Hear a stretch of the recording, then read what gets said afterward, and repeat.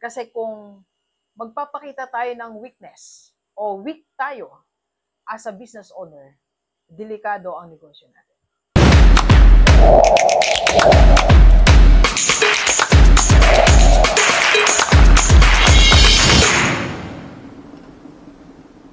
Okay, Universe, usapang power tayo. Yes, dito tayo sa the 48 laws of power kumuha para sa mga business owners. Hindi ko po lahat to i-share. Meron lang akong mga pinili na power na dapat meron tayo o ginagawa natin para sa negosyo natin. Alam nyo, as a business owner, ang dapat meron tayo, power. So, dapat meron tayong law. Meron tayong mga sinusunod na principle para magtagumpay ang negosyo natin. Kasi kung magpapakita tayo ng weakness o weak tayo as a business owner, delikado ang negosyo natin. Kaya dapat meron tayong power. Okay? So, ano ba yung mga power dito na pwede natin ma-apply sa business natin? Kumuha lang po ako dito ng at least, I think mga 9 lang. Okay? Hindi lahat eh. Yung mga power dito, ayoko kasi siyang sabihin dito publicly. Kaya namili lang ako. Okay? So, tingnan natin. Simulan na natin kung ano ang pwede nating ma-apply sa business natin. First, you have to court or get attention at all costs. As a business owner, ang trabaho mo, ang role mo is to get attention. Whatever it costs you. Sa anumang paraan, you get attention. Okay? So, kahit gumastos ka para magkaroon ka ng maayos, magandang damit, sapatos, you do it. Yung iba, ayaw nila ng ganyang principle eh. Bakit ako gagastos? Bakit ako gagastos para sa sapatos na yan? Bakit ako gagastos para dyan? You get attention. Whatever cost na meron tayo, either gumastos ka, either mag-effort ka, para lang magpunta dun sa seminar sa US, di ba maraming business owners piniplex sa FB kasi nagpunta sa seminar sa Singapore. Si Doc na tayo. Umaten ng seminar ni Tony Robbins. Umaten ng seminar ni ganito. Why? Because they want to get attention. Because once you get the attention, you cannot imagine kung gaano kalaki ang magiging impact niyan sa negosyo mo. So as a business owner, question ko sa'yo, are you getting attention? O nandun ka, hindi ka napapansin? Get attention. Your appearance, the way you speak, the way you communicate, whatever it will cost you, get attention. You court attention. Okay? Ligawan mo ang attention para puntahan ka niya. Second law na dapat ginagawa natin, ito, get others to do the work for you. May kasunod to eh. Sabi po dito, but always take the credit. Ako, I don't like that. Give the credit kung sino may deserve. Kung yung empleyado mo na yun, you give the credit. But I just want to cut it dito sa first part. Get others to do the work for you. Never do yourself what others can do for you. Ito kasi principle ko to eh. Maraming nag-a-advise sa akin na, hindi mo na kailangan magbayad ng ganito, Doc, kaya mo naman yan. Yes, kaya ko naman yun eh. Pag inaral ko, kaya kong mag-edit.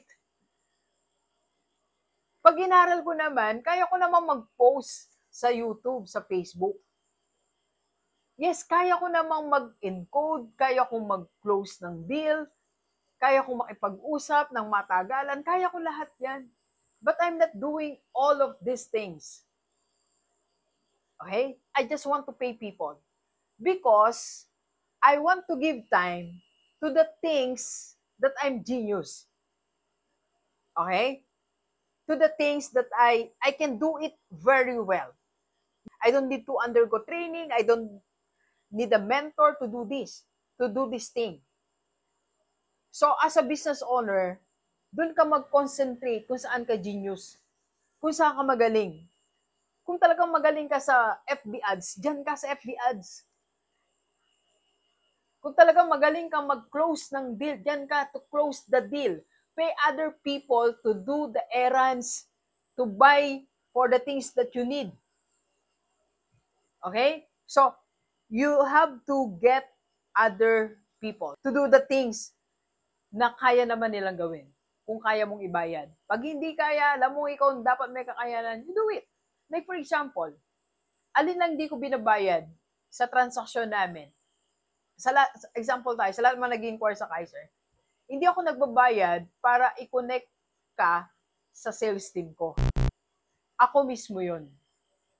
Okay? Because I'm the rock star. Wow. The reason why you message me, you want to have the Kaiser, it's because of the brand Rockstar. Why will I pay people to do that? That's me. Ako wala nang effort eh. Pag sinabi ko, ay, ako po si Doc. Ay, sige, Doc, mag-join na ako. Ito na. Ay, Doc, magsisend na ako. Mag-annual ako. Ay, Doc, yes na. No need to explain. Why will I pay people na mahirapan? Pag ako, tapos na kami mag-usap. That's it. Close ng deal. Okay? Next. Next po tayo. Number 3. Avoid the unhappy and unlucky. Doon ka lang sa masaya. Associate with the happy and fortunate. Okay? Doon sa mga nasa momentum, doon ka magpunta. Doon ka sumama sa masasaya, maganda yung aura, at nasa momentum. Why associate yourself doon sa kagaya mo din na wala pa sa momentum? Anong mangyayari sa dalawa sa inyo? So at least, ikaw, you want to have the momentum, magpunta ka doon sa momentum. Okay? Punta ka rin doon sa masaya. Para nun, sumaya ka. I remember yung kaibigan ko, she went to US, no? Sabi niya, pag sumasama ka sa tour, sumakay ka sa van ng masasaya. Okay? So, do not associate yourself sa mga malulungkot at hindi pa napapaunlad ang negosyo nila. You know, pag napaunlad mo kasi negosyo mo, pag okay ka na, pwede ka nang tumulong sa kanila. Pero pag hindi ka pa okay, i-okay mo muna sarili mo, i-okay mo muna yung negosyo mo. Okay? Next, number 4. Learn to keep people dependent on you. Yes, kailangan inahanap ka sa office. Kailangan inahanap ka ng empleyado mo. Huwag mong pamigay ang karapatan o yung pirma mo, yung final approval. Do not give that to other people. Darating ang araw, pati yan pinamigay mo, magiging irrelevant ka na. You know, kahit marami akong taga-gawa, I still have the final approval. I made sure of that. You made sure of that.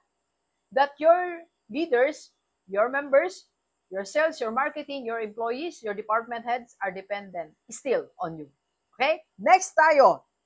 Concentrate your forces.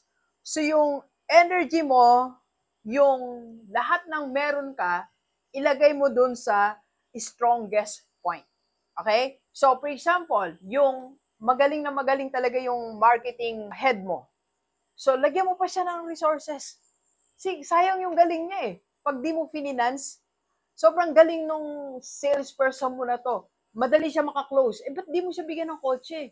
Ba't hindi mo gandaan ng cellphone niya? Ba't di mo siya bigyan ng travel allowance or dagdagan ng allowance so that kaya di siya maipag-meeting kahit dito, kahit doon. So you conserve your forces and energy dun sa strongest point natin. Okay? Next, recreate yourself. Yes, recreate yourself by forging a new identity. As a business owner, recreate yourself. Yes, dati kang nahihiya ka, mahihiyain ka dati. Yes, nahihiya ka dati sa tao, pero ngayon, recreate yourself. You have to love people. Alam niyo, nung nagsimula akong mag-vlog, magsalita ng mga ganito, maging speaker, sabi ng mga old friends ko, what happened to you? Ang daldal mo na. Nung college kasi ako, even high school, nandun lang ako sa sulok. Never mo ako mapagsalita. Ngayon, when you give me mic, di na ako titigil eh. Why? What happened? Because I recreated myself. Kasi kailangan ng work ko eh. Kailangan ng negosyo ko. Kailangan ng career ko. Recreate yourself. Okay? So, ano yung dapat mong baguhin? Ano yung dapat mong i-improve? Recreate yourself. Gulatin mo sila. Iba ka nang manamit. Iba ka nang magsalita. Okay? Rockstar ka na. Okay, next. Plan all the way to the end. Alam mo, marami sa atin, no, nagpaplano ng una lang. Pero walang plano sa ending. Tandaan natin, the ending is everything. Kailangan manalo ka. So you have to plan hanggang dun sa panalo ka. Marami kasi sa atin, business owner, nagpa-plan tayo hanggang simula lang. Ang planning mo hanggang sa pagbili mo ng machine. Ang planning mo lang hanggang sa mag-hire ka ng good people. Pero the process itself, hanggang sa dulo makabenta ka, maka-ROI ka, wala kang plano. Plan everything. Hanggang dulo dapat may plano tayo. Okay? Last, make your accomplishment seem effortless.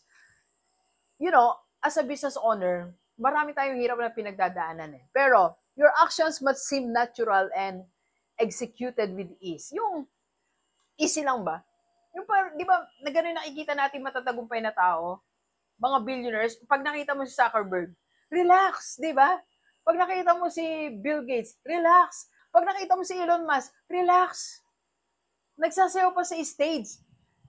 Pero you know what happened? Nakagitna po siya, si Elon Musk, sa mga empleyado niya. Para anytime na may problema, mapupuntahan siya. Ganun-ganun siya. Sa mga business niya, may schedule siya ng umaga, after lunch, kung saan-saan siya nandoon. Pero, parang effortless lang. Huwag tayong dumaing ng dumaing sa social media. Yung pag nag-post ka, nakakapuyat na may negosyo, puyat na puyat, yung itsura natin parang luging-lugi na tayo. Pag umarap ka sa camera, ganyan, rockstar. Ngayon, hindi nyo alam, di ba? Ganda kong tingnan po. Pero masakit na lalamunan ko because I was sitting here. Mula kanina pang morning. Anong oras na? Lasing ko na po eh. 5:20 na. Okay?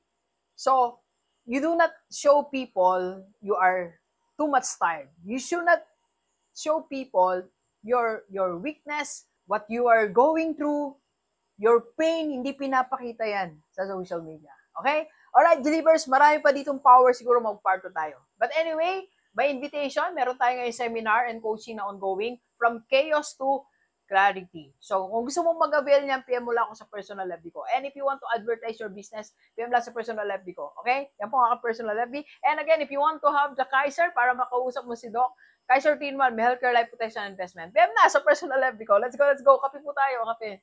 Time na daw ako.